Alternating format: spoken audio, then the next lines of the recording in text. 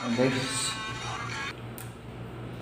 luto tayo guys ng adobong pusit guys.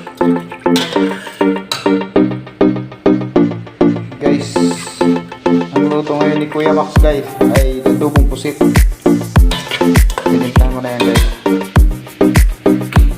Nalagyan ng asin guys. Asin. Hindi lang kasi may tuyo na yan.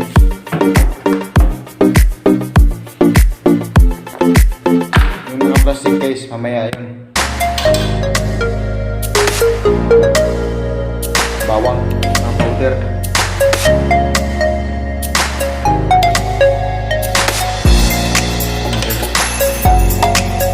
Adobo natin. Adobong pusit ni Kuya Max.